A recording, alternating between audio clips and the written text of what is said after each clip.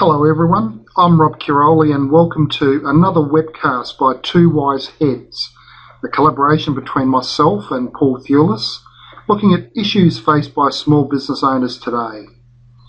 In today's Wisdom of Hindsight webcast, I'll be interviewing Patrick Mann, who will share with us some important contemporary marketing principles for small business. Hello Patrick. Hi Rob, and hello everyone watching this webcast. I'm really looking forward to sharing some important knowledge with you all today.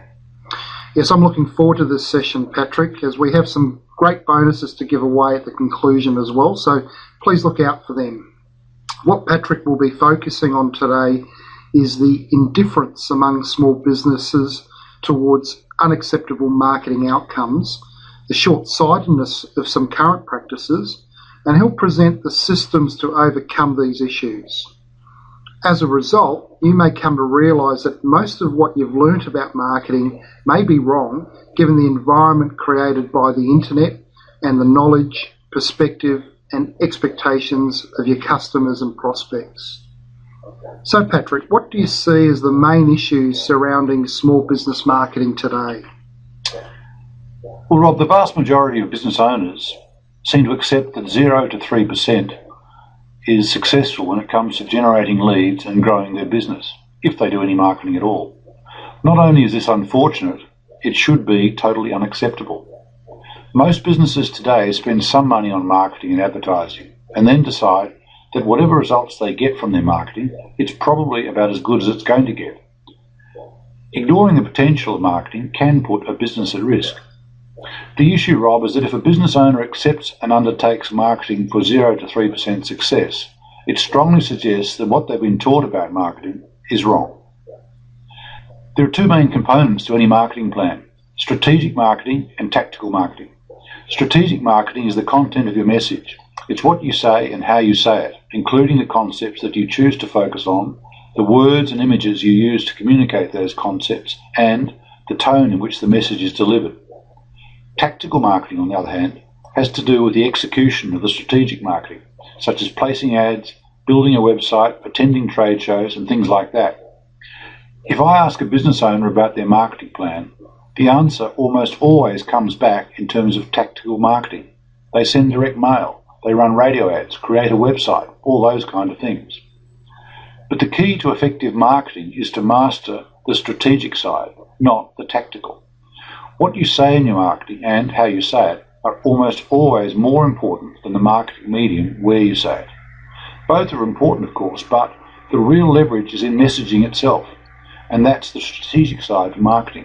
In fact, when a marketing campaign bombs, the tendency is almost always to blame the marketing medium like the TV or radio station, which is the tactical part of the plan, without any regard as to how good or bad the strategy was behind that marketing piece. In this presentation, you'll learn how to say things in a way that will make a profound difference to your marketing results. That's so very true, Patrick. I find a number of my clients are so focused on the tactical aspects, they don't really appreciate the importance of the message itself. So what would you say is the actual purpose of marketing? I mean, what is marketing really supposed to do? Well, in a nutshell, Rob, marketing is supposed to help facilitate your prospects' decision-making process. There are prospects out there that need to buy what you sell. Sometimes they need to be educated to the fact that they need to buy what you sell in the first place. And other times, they already know that they want it, but they need help deciding who they should buy it from. Some think they might want what you sell, but they've got questions and concerns that need to be overcome before they'll pull out their credit card. But most critical, 95% of prospects are not ready to buy now, and managing this fact is vital to marketing success. But consider this: because your prospects are not experts in what you do, or their exposure to what you sell is quite low, they don't really know the relevant issues surrounding the purchase. They don't know how to make the best decision. They can't tell the difference between the best deal and a major mistake.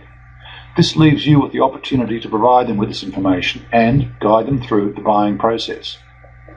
So your job as a business owner, simply put, is to facilitate your prospects' decision making, and this is actually quite simple. Prospects and customers want much the same thing, and it really doesn't matter what type of business you have. They want to feel confident that their money has been well spent and that their decision has been made to the best of their ability. They want to get the best deal, not just the best price, but the best deal in terms of overall value. People instinctively want to make the best decision possible and not feel they've got to second guess their buying decision. All you have to do as the marketer is work out what's important to your prospects. Educate them as to what constitutes the best deal when it comes to buying what you sell. Remember, it's all about value. And then show them quantifiable proof that you can actually provide the best deal in terms of price and value. Well, that all sounds pretty like a simple formula, Patrick. There must be a catch. Well, Rob, the catch is most businesses don't understand or don't bother with what their prospects want. Instead of facilitating, they fill their marketing with self-serving jargon that's only a thinly veiled way to say, buy it from me because I want you to give me the money instead of my competitor. That's why people become jaded and why they resist marketing. They tend to either dismiss your entire marketing message or worse, they become skeptical and stop paying attention to the message altogether. Prospects want and need to be educated so they can be confident in their purchasing decision. Very few are providing this in their marketing. The key point here is that the first one who does provide prospects with this sort of information wins all the most profitable customers. When marketing is done improperly, the end result is 100% predictable. You start to feel intense pricing pressure from your prospects and, typically, you're forced to cave in, lower your prices, destroy your margins and make much less money than you should have just to stay competitive. And you get to spend more time at work than those that market successfully. But the fact is, if you're always competing on price, it's your own fault. Your lack of marketing ability has led to a situation where there's no discernible difference between you and your competition. If you feel you're competing on price, it's because the only variable you're giving your prospects is price. There have been no other relevant issues introduced when it comes to buying what you sell, so price is all the prospect has got to go on. Okay, so what does a business owner need to do, Patrick? Well, the first step is to develop a better understanding of their business in the eyes of their existing and potential customers. There are actually two sides to your business. First, there's what I call the inside reality, and second, what I call the outside perception. The inside reality encompasses everything you do and everything that makes your business great. It's all about your skills, the people who work for you, your expertise, the way you service your customers before, during and after the sale. It's your systems, your operational procedures, your commitment to excellence. It's your passion and the way you conduct your business on a daily basis. Add all these together and they equal the value to the marketplace in your eyes. However, outside perception has to do with how customers and prospects perceive your company. The outside perception is developed through the interactions and understanding, if any, that your prospects and customers have with your business. Your customers will draw on their past buying experiences with you to form the outside perception of your business. But here's the problem. If you provide unmatched and unequal customer service and your customers absolutely love you, none of that matters to your prospects if, number one, they don't even know you exist as an option, or number two, they see your marketing and advertising and, because of your inability to market your business properly, their perception is that you're no different, no better, or no worse than your competitors. I'd estimate that well over 95% of all businesses are inept when it comes to marketing, and the end result is that their inside reality and the outside perception do not match. At best, they face a difficulty in growing their business, or worse, it becomes unsustainable. So, to those watching this presentation, what's your outside perception? Grab your marketing material, have a look at your ads, take a look at your website. Is it instantly obvious, specific and quantifiable? What makes you better, unique and different? Do you show your prospects how to judge your industry, what factors they need to consider when deciding what to buy, and how you provide greater value than any of your competitors? For most businesses, the outside perception does not accurately reflect their inside reality. Why, you ask? The problem is, all of us today have grown up in the era of brand builders. We've learnt about slogans and jingles and being funny, or worse, simply matching what we see of ourselves and our competitors.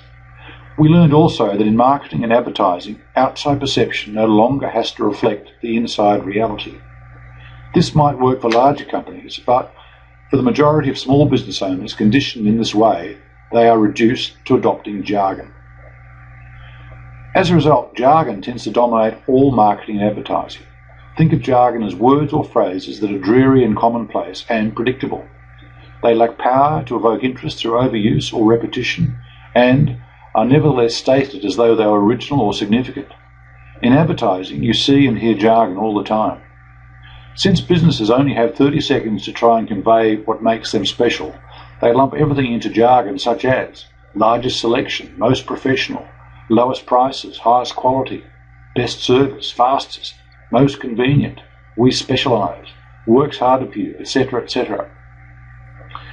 If your advertising makes a claim such as quality product, fair price, 100% satisfaction, what is the most likely response in your prospect's head?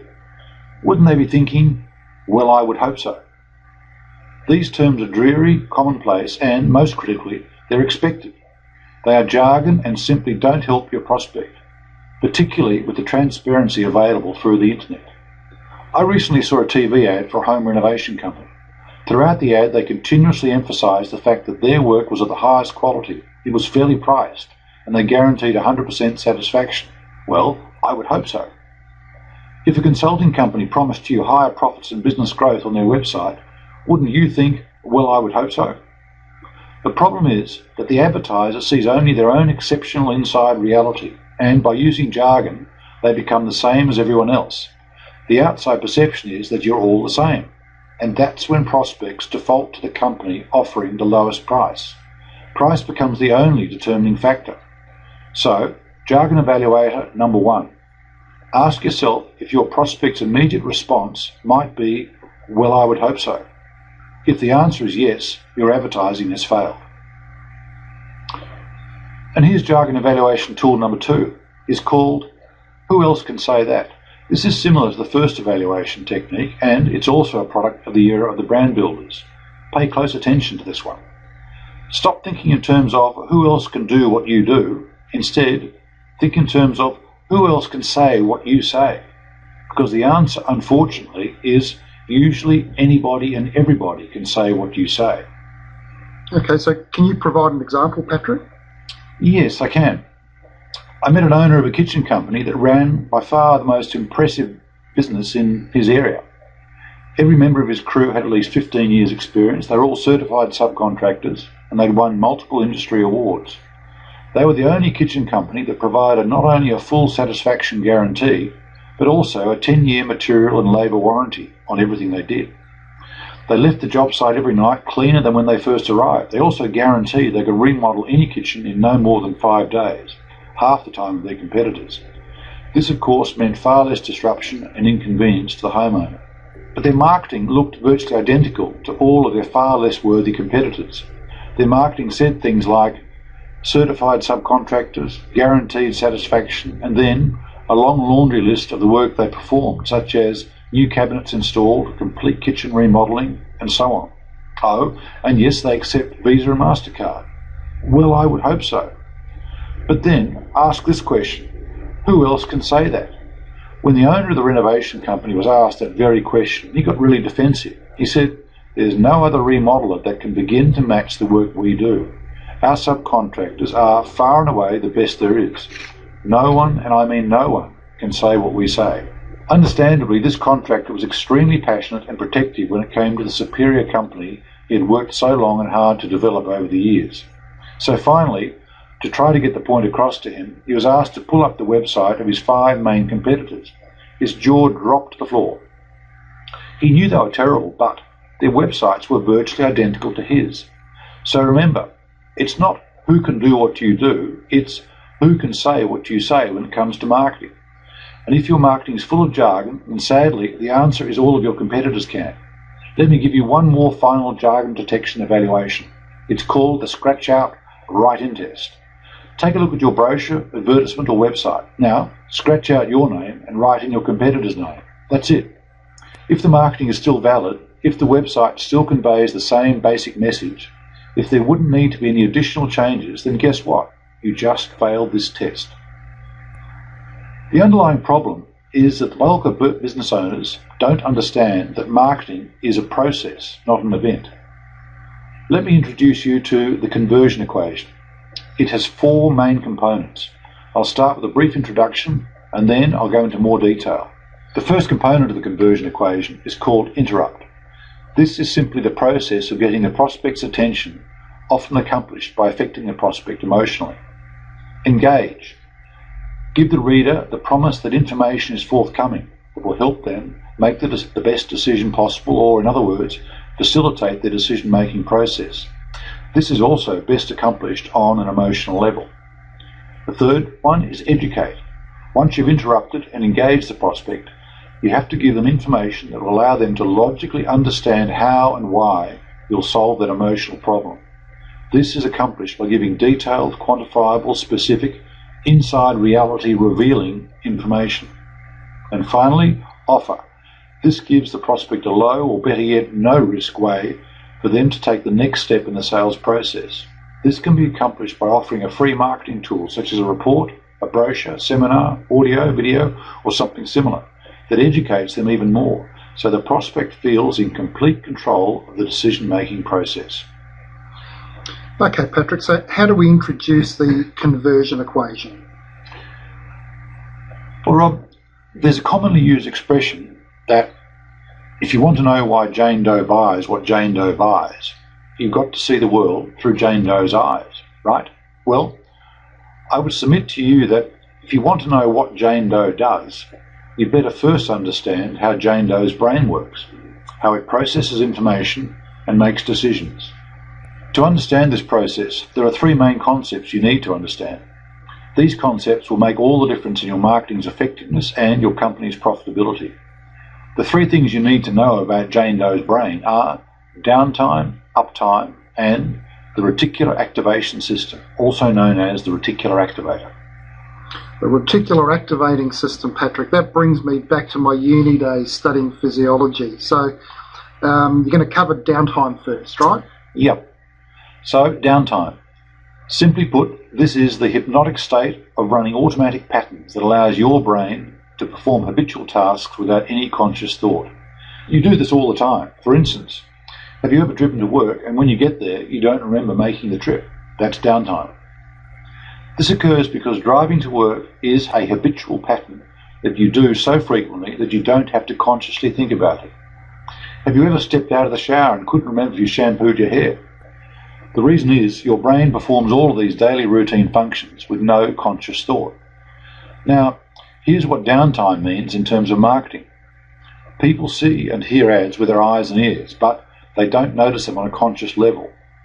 If you open a newspaper, you'll be looking at maybe 70% ads and only 30% bona fide news articles. But because the ads are only seen on a downtime level, 9.9 times out of 10, you won't consciously notice them at all.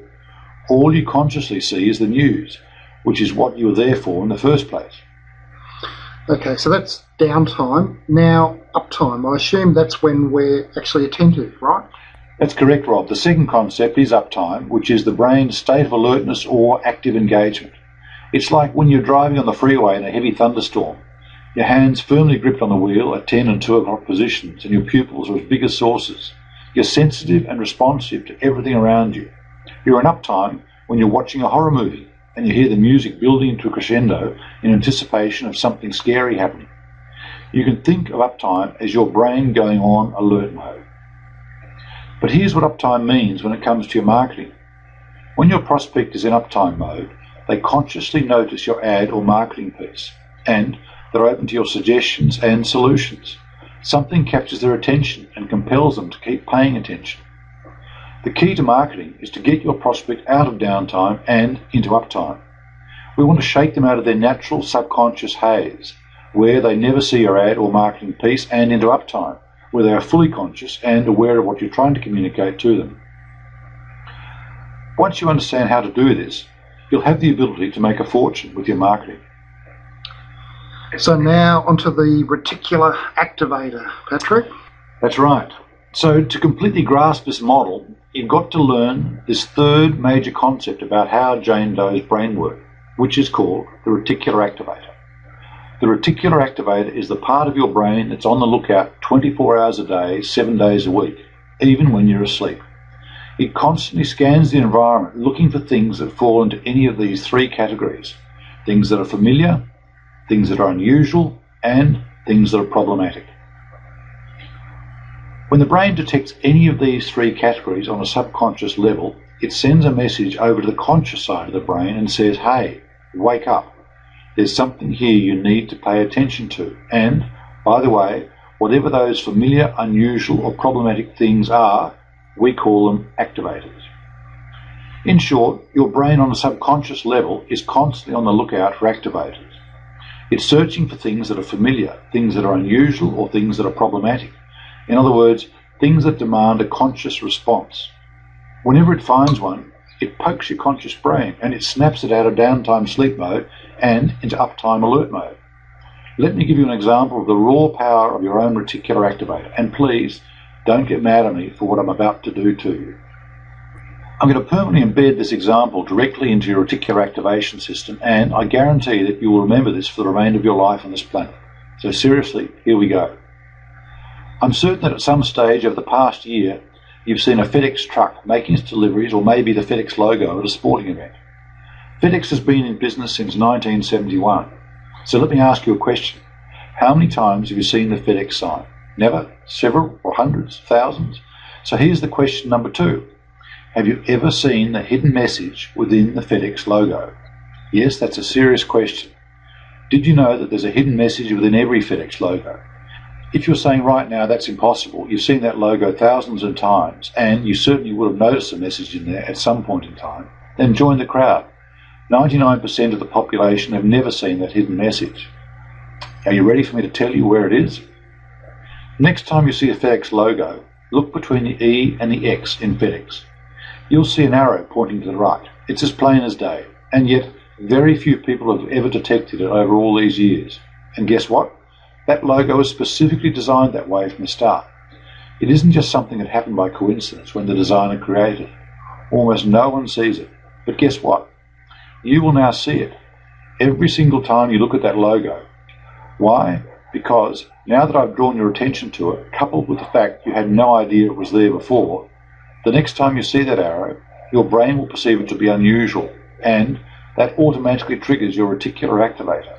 Remember, things that are familiar, unusual, or problematic poke your brain and make you pay attention through your reticular activator. But guess what's going to happen next? Now that you know that arrow is there, every time you see that FedEx logo, your brain will immediately seek out the arrow. And as you observe it over and over, the arrow will move from being unusual to being familiar. And in both of those cases, guess what else happens?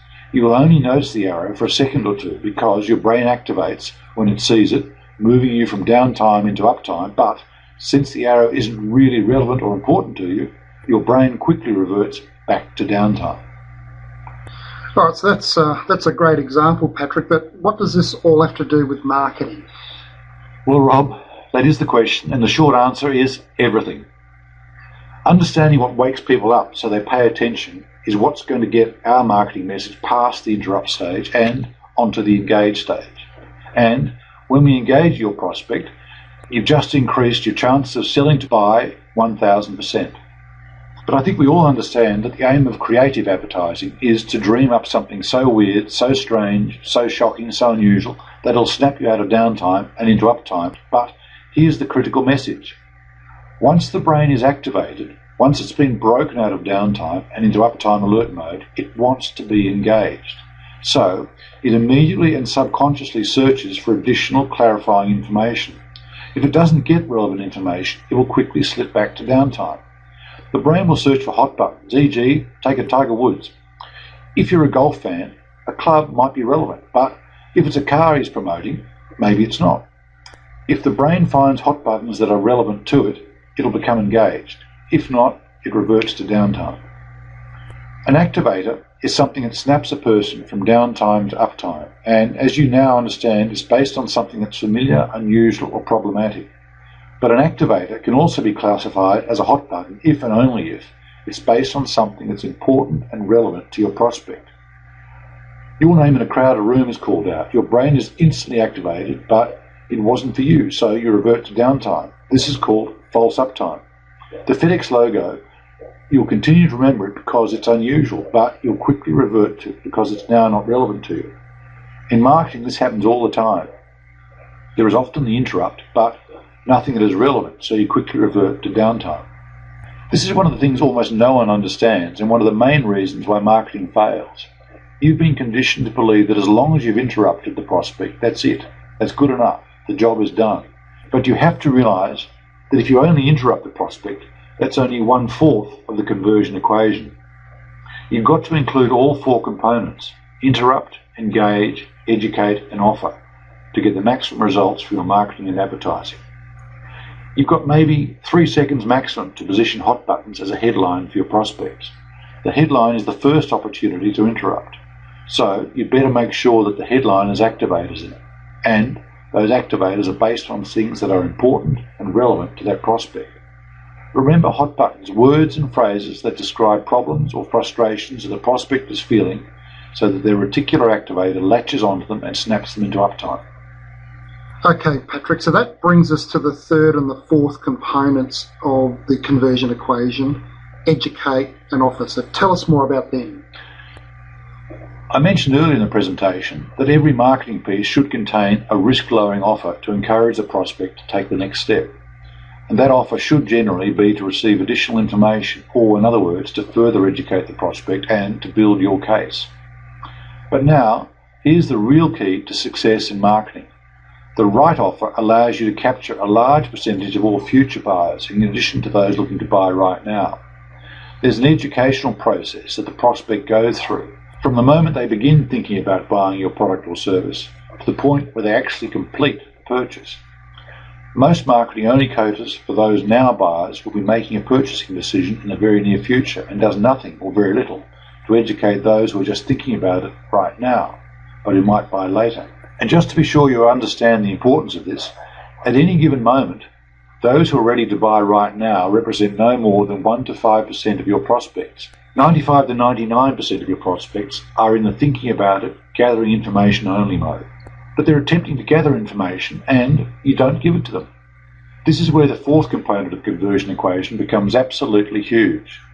Your offer gives the opportunity to provide additional educational information, and in the process, it captures valuable information about who these people are, so that you can proactively market them on an ongoing basis.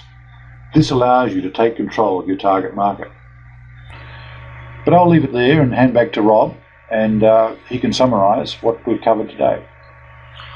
Thanks for that, Patrick. Yeah, that's some really compelling information. So in summary, we've covered a number of issues that every small business needs to consider in their marketing. Firstly, your marketing must focus on the strategy rather than the tactics. Tactics will deliver your strategy.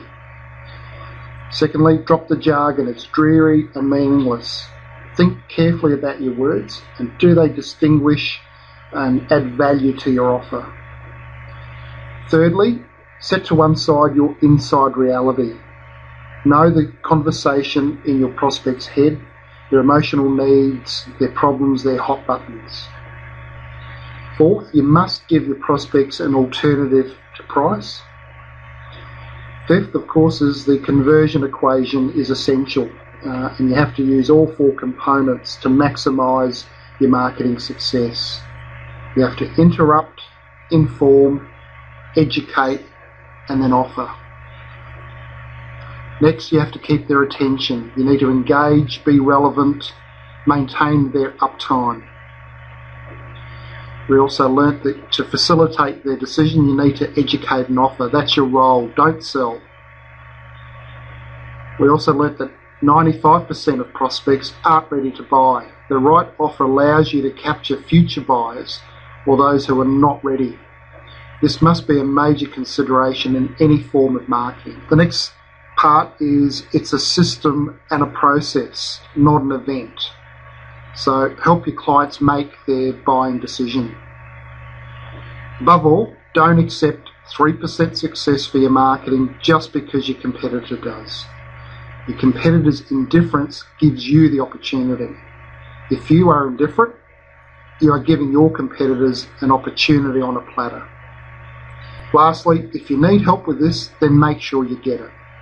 Now, you do have a product that helps business owners develop their strategic and tactical marketing skills, and more importantly, follows the principles we've discussed today. Tell us more about it. Yes, Rob. Your Business Accelerator is an e-learning system which combines learning, extensive marketing resources and accountability to keep business owners on track and apply what they learn to their business. This has been tested overseas and locally with outstanding results. It's proven to be a most effective way for business owners to establish successful and sustainable marketing processes. It's the result of 2 years of development and a $2 million investment between ourselves and a Canadian-based company. Your Business Accelerator provides information and an outstanding library of resources for lead generation, sales, and increasing profits. Unlike other forms of support and education available for small business, we also include personal mentoring to ensure the business owner remains accountable and maximises the return on their investment. By visiting our website and registering their interest for more information, those viewing this webcast will have an opportunity to download a free one-page business planning template. They'll also have the opportunity to request a marketing evaluation. This maps the conversion equation and the principles outlined today. That's great, Patrick. The one-page business plan's a wonderful template for small business owners, and the marketing evaluation does give a good idea on how your marketing holds up to the principles that we've shared here today. So thanks for your time today.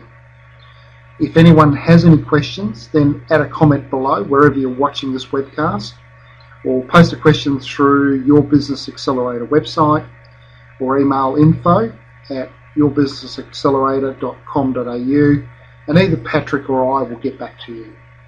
And you can watch our previous webinars and webcasts at our twowiseheads.com.au website. Thanks for listening in.